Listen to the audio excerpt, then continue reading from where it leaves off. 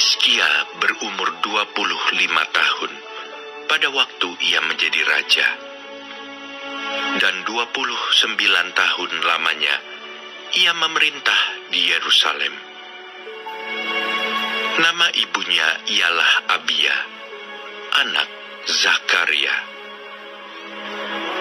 Ia melakukan apa yang benar di mata Tuhan, tepat seperti yang dilakukan Daud, bapa leluhurnya. Pada tahun pertama pemerintahannya, dalam bulan yang pertama, ia membuka pintu-pintu rumah Tuhan dan memperbaikinya. Ia mendatangkan para imam dan orang-orang Lewi dan mengumpulkan mereka di halaman sebelah timur. Katanya kepada mereka, "Dengarlah, hai orang-orang Lewi. Sekarang kuduskanlah dirimu dan kuduskanlah rumah Tuhan Allah nenek moyangmu. Keluarkanlah kecemaran dari tempat kudus, karena nenek moyang kita telah berubah setia. Mereka melakukan apa yang jahat di mata Tuhan Allah kita. Telah meninggalkannya, mereka telah memalingkan muka dari kediaman Tuhan dan membelakanginya. Bahkan mereka menutup pintu-pintu balai rumah Tuhan dan memadamkan segala pelita. Mereka tidak membakar korban ukupan dan tidak mempersembahkan korban bakaran bagi Allah orang Israel di tempat kudus. Sehingga murka Tuhan menimpa Yehuda dan Yerusalem. Ia membuat mereka menjadi kengerian, kedahsyatan, dan sasaran suitan seperti yang kamu lihat dengan matamu sendiri. Karena hal itulah nenek moyang kita tewas oleh pedang, dan anak-anak lelaki, dan anak-anak perempuan kita, beserta istri-istri kita menjadi tawanan. Sekarang, aku bermaksud mengikat perjanjian dengan Tuhan, Allah Israel, supaya murkanya yang menyala-nyala itu undur daripada kita. Anak-anakku, sekarang janganlah kamu lengah, karena kamu telah dipilih Tuhan untuk berdiri di hadapannya, untuk melayani Dia, untuk menyelenggarakan kebaktian, dan membakar korban baginya." Lalu bangunlah orang-orang Lewi itu, yakni dari Bani Kehat, Mahat bin Amasai, dan Yoel bin Azaria. Dari Bani Merari, Kish bin Abdi, dan Azaria bin Yehaleleel. Dari orang Gerson, Yoah bin Zima, dan Eden bin Yoah. Dari Bani Elisafan, Simri dan Yeiel. Dari Bani Asaf, Zakaria dan Matanya. Dari Bani Heman, Yehiel dan Simei. Dan dari Bani Yedutun, Semaya dan Uziel. Mereka mengumpulkan saudara-saudaranya dan menguduskan dirinya. Kemudian mereka datang menurut perintah raja, sesuai dengan firman Tuhan, lalu mentahirkan rumah Tuhan. Sesudah itu, masuklah para imam ke bagian dalam rumah Tuhan untuk mentahirkannya. Semua yang najis yang didapati mereka di dalam bait Tuhan dibawa ke pelataran rumah Tuhan. Orang-orang Lewi menerimanya untuk diangkut keluar ke lembah Kidron. Pekerjaan menguduskan itu dimulai pada tanggal 1 bulan yang pertama. Pada hari ke-8 bulan itu, Mereka sampai ke balai rumah Tuhan dan menguduskan seluruh rumah Tuhan dalam 8 hari. Mereka selesai pada hari ke-16 bulan pertama. Lalu masuklah mereka menghadap Raja Hizkia dan berkata, Kami telah mentahirkan seluruh rumah Tuhan, juga mezbah korban bakaran dengan segala perkakasnya, dan meja roti sajian dengan segala perkakasnya,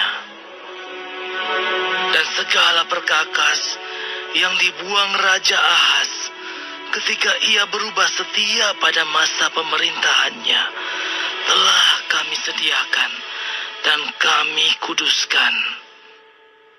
Sekarang semuanya itu ada di depan mezbah Tuhan. Maka pagi-pagi, Raja Hizkia mengumpulkan pemimpin-pemimpin kota dan pergi ke rumah Tuhan. Mereka membawa 7 ekor lembu jantan, 7 ekor domba jantan, 7 ekor domba muda, dan 7 ekor kambing jantan sebagai korban penghapus dosa untuk keluarga raja, untuk tempat kudus, dan untuk Yehuda. Ia memerintahkan anak-anak Harun, yakni para imam, untuk mempersembahkannya di atas mezbah Tuhan. Lalu mereka menyembelih lembu-lembu itu. Para imam menerima darahnya dan menyiramkannya pada mezbah. Kemudian mereka menyembelih domba-domba jantan dan menyiramkan darahnya pada mezbah. Sesudah itu, mereka menyembelih domba-domba muda dan menyiramkan darahnya pada mezbah. Selanjutnya mereka membawa kambing-kambing jantan yang akan menjadi korban penghapus dosa ke hadapan raja dan jemaah. Mereka meletakkan tangannya ke atas kambing-kambing itu, dan para imam menyembelihnya dan mempersembahkan darahnya di atas mezbah sebagai korban penghapus dosa untuk mengadakan pendamaian bagi seluruh Israel. Sebab raja telah memerintahkan untuk mempersembahkan korban bakaran dan korban penghapus dosa itu bagi seluruh Israel.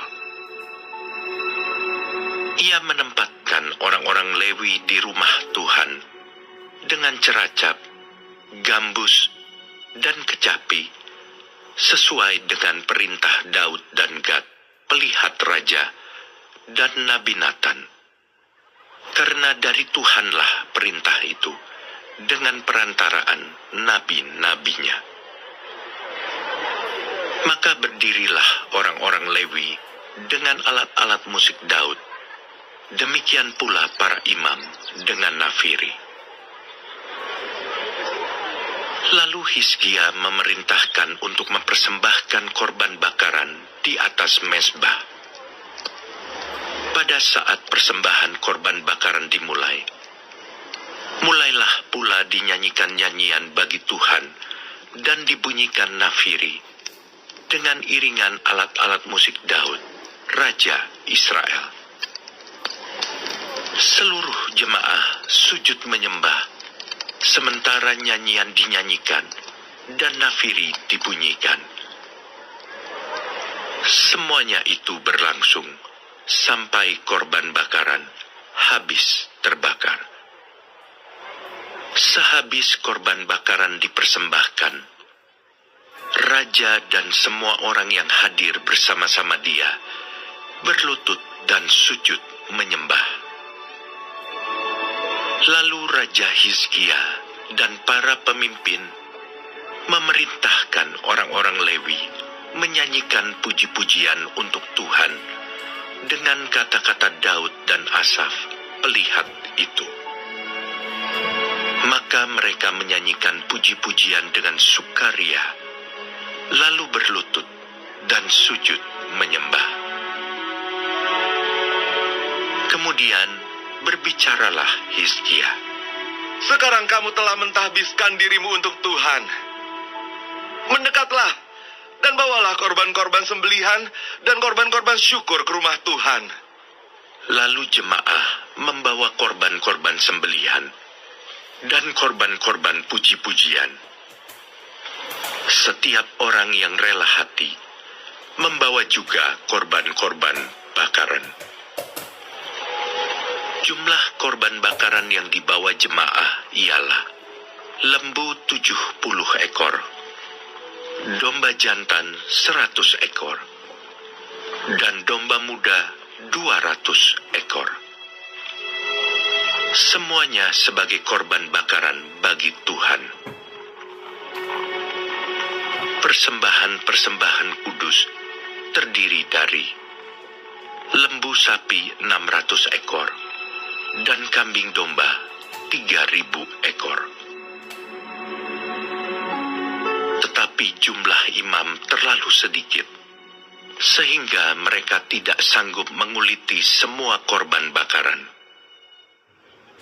Oleh sebab itu, saudara-saudara mereka, orang-orang Lewi, membantu mereka sampai pekerjaan itu selesai, dan sampai para imam menguduskan dirinya. Sebab orang-orang Lewi itu lebih bersungguh-sungguh menguduskan dirinya daripada para imam.